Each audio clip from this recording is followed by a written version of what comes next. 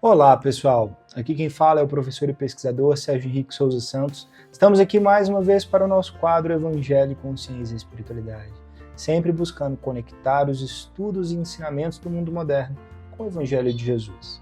Hoje nós vamos falar sobre o poder da vitória nas nossas vidas, o que significa realmente a vitória. Para iniciarmos, façamos a nossa prece de abertura. Senhor Deus, nosso Pai, que a Tua luz possa nos envolver, nos guiar e orientar nos passos dessa nossa jornada aqui na Terra, que consigamos nos abrir para a espiritualidade superior e de fato agir tendo força e coragem para fazer o necessário, melhorando e crescendo. Que assim seja. Muito bem. Para a nossa primeira reflexão de hoje, vamos ler o Evangelho de Jesus segundo Mateus, comentado por Emmanuel e psicografado por Chico Xavier. O tópico de hoje é Mateus capítulo 7, versículo 7. Pedi e vos será dado, buscai e encontrareis, batei e será aberto para vós. Campeonatos. Costumamos admirar as personalidades que se galardeiam na terra. Tribunos vencem inibição e gaguez em adestramento laborioso, aprimorando a dicção.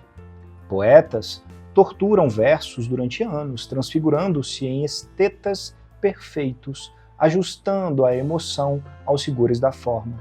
Pintores reconstituem os próprios traços centenas de vezes, fixando por fim os coloridos da natureza.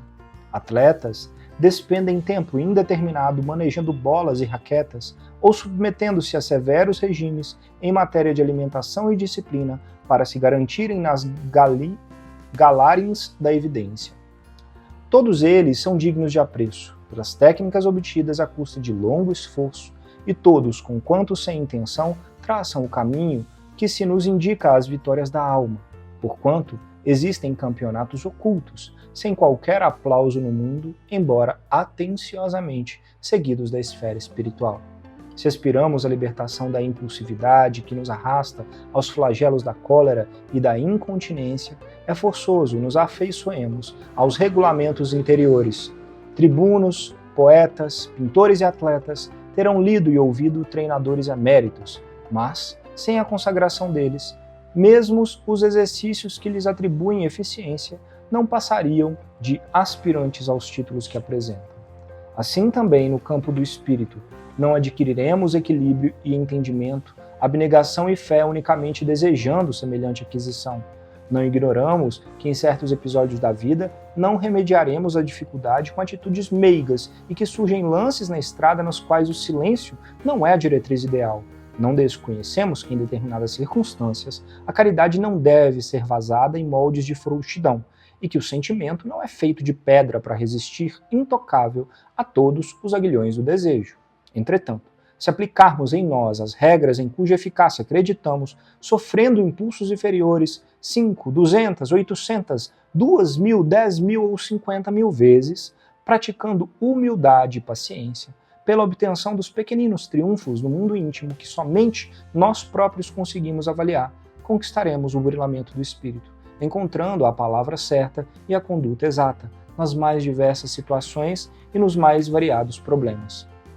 Tudo é uma questão de início e o êxito depende da lealdade à consciência, porquanto exclusivamente aqueles que cultivam fidelidade à própria consciência é que se dispõem a prosseguir e perseverar.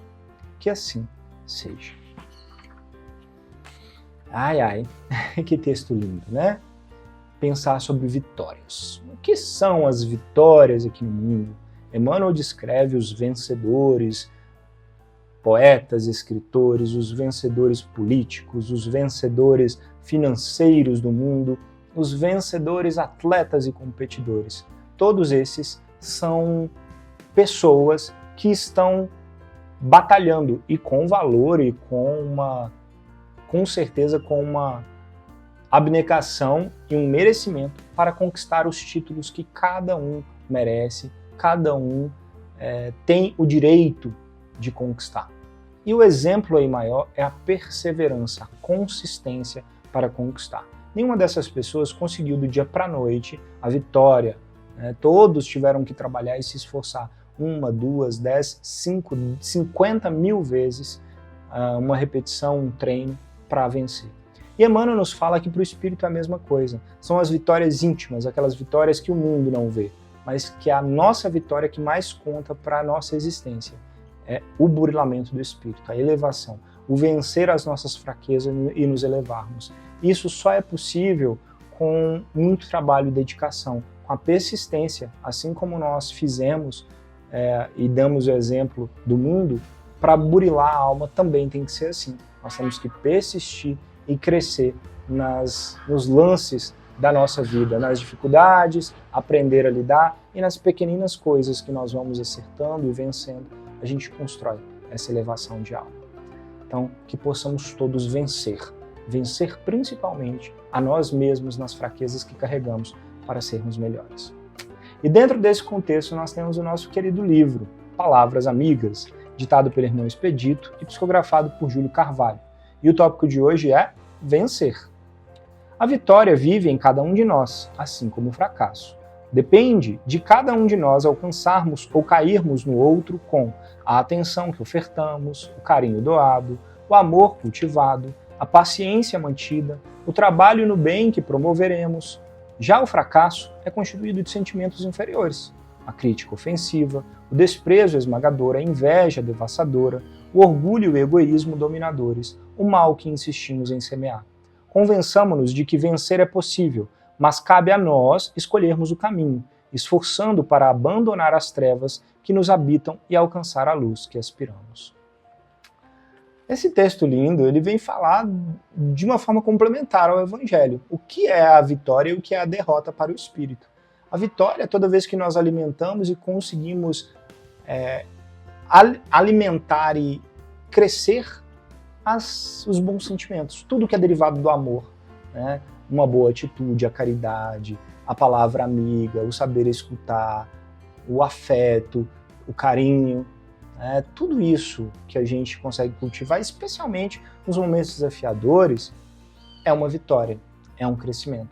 As nossas derrotas é quando nós nos entregamos aos nossos vícios, ao nosso ego, às nossas baixezas e fraquezas que todos ainda possuímos, mas nós nos entregamos e desistimos de lutar. E aí nós temos as derrotas temporárias, porque todos venceremos, porque Deus nos dá a oportunidade do recomeço e de tentar várias vezes para continuarmos evoluindo. Então, se nós queremos melhorar a nossa vida, temos que fazer mais esforço para mais vitórias no bem, vitórias íntimas na nossa alma. E aí nós chegaremos a uma paz mais consistente e duradoura, nos elevando para o bem e para a luz. É isso, mas gasta muito esforço, né? Gasta muita dedicação. Não é de uma hora para outra, e a gente sabe que quando caímos, erramos, temos que levantar e tentar de novo. É seguirmos em frente. E, dentro do contexto apresentado, nós temos um artigo científico muito interessante, cujo título é o seguinte: Vitórias e derrotas importam? Interrogação. Efeitos do futebol na satisfação com a vida. Esse artigo científico foi publicado no journal ou na revista que tem como título Journal of Economic Psychology, que quer dizer Jornal da Economia de Psicologia, pelo autor Radek Januba. Bem, o que esse artigo científico fez de interessante? Ele testou em uma cidade pequena, que tinha um estádio e um time de futebol, o efeito das vitórias do time sobre o bem-estar da população e também o efeito das derrotas. E o que ele observou de interessante é que toda vitória inesperada, quando ela não era uma vitória que se estava esperando, aumentava o bem-estar das pessoas que assistiram àquela vitória. Mas isso estava diretamente associado com a presença das pessoas em estádios e o conjunto, tá? Em comunidade e não sozinhos. Se a pessoa está sozinha, isolada, vencer ou perder, perde a relevância, perde a significância estatística de impactar o nosso bem-estar. Mas quando estamos em comunidade, vivendo e torcendo, vibrando junto, a vitória que é inesperada, ela aumenta muito a significação e aumenta, em conjunto, o bem-estar.